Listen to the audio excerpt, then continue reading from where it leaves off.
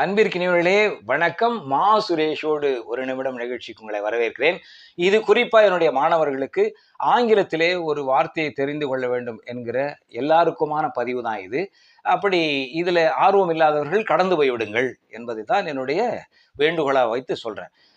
என்னுடைய மாணவர்கள் சில பேர் என்கிட்ட வந்து பேசினாங்க. அதிலும் குறிப்பா யார் பேசுனாங்கன்னா 10ஆம் வகுப்பு மாணவர்கள் பேசினாங்க. அவங்க பேரை கூட நம்ம சொல்லலாம். ஆனால் இருக்கட்டும், இருந்தாலும் நான் சொல்றேன். இப்போ நிறைய பேருக்கு எனக்கு தெரிஞ்சு கல்லூரி மாணவர்களுக்கு கூட பெரும்பாலும் இது தெரியவில்லை என்பதுதான் என்னுடைய கருத்து. பல பேருக்கு கல்லூரியை முடிச்சுட்டு வெளியே வந்து சமூகத்தில் பணியாற்றி கொண்டிருக்கிறவர்களுக்கு கூட இந்த வார்த்தையை குறித்த பொருள் சரியாக தெரியவில்லை. என்கிட்ட பேசின ஸ்டூடெண்ட்ஸ் என்ன சொல்றாங்கன்னாக்கா, சார் என்ன சார் நீங்க ரொம்ப பிரீஃபா சொல்றீங்க சார், கொஞ்சம் சுருக்கமா சொல்லுங்க சார் அப்படின்னு சொன்னாங்க. அப்படி என்ன அர்த்தம்னா, அவங்க பிரீஃப் அப்படிங்கிறதுக்கு என்ன யோசிச்சுக்கிட்டு இருக்காங்க, பிரீஃப்னா விரிவானது என்கிற தவறான புரிதலில் இருக்கிறார்கள். என்னுடைய மாணவர்களே, நீங்கள் யாராவது இந்த பதிவை பார்த்தா உடனே திருத்திக் கொள்ளுங்கள். பிரீஃப் அப்படின்னு சொல்றது விரிவானது அல்ல. அப்போ கேள்வியில வருது இல்ல, எக்ஸ்பிளைன் இன் டீடைல் என்று சொன்னால்தான் விரிவான விளக்கம் நீங்க தரணும்.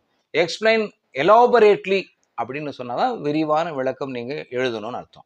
பெருசா எழுதணும்.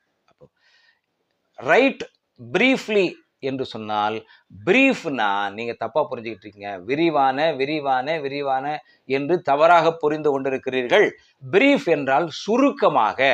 ஞாபகம் வச்சுப்பீங்க இல்லையா? இது ஏற்கனவே இப்படிப்பட்ட ஒரு பதிவை நான் எப்பொழுதோ வெளியிட்டதாக என்னுடைய கருத்தில் இருக்கிறது. ஆகவே நீங்கள் தெரிந்து கொள்ள வேண்டியதெல்லாம் எலாபரேட்டா எழுது, இன் டீடைல் எழுது அப்படின்னு சொல்லதான் விரிவான விளக்கம் தரணும். சரிங்களா? பிரீஃப்னாக்கா, சார் நீங்க கொஞ்சம் பிரீஃபா பேசுங்க அப்படின்னா, பிரீஃபா பேசுங்கன்னா விரிவா பேசுங்கன்னு அர்த்தம் அல்ல. சரியா புரிஞ்சதா? சரியா? அதனால நான் கூட உங்களுக்கு ரொம்ப விரிவான விளக்கம் கொடுக்காம பிரீஃபை பத்தி ரொம்ப பிரீஃபா தான் சொல்லணும்னு ஆசைப்பட்டேன். அதனாலதான் இந்த பதிவை ரொம்ப சுருக்கமா முடிச்சுக்கிறேன். தவறான புரிதலில் இருக்க வேண்டாம்.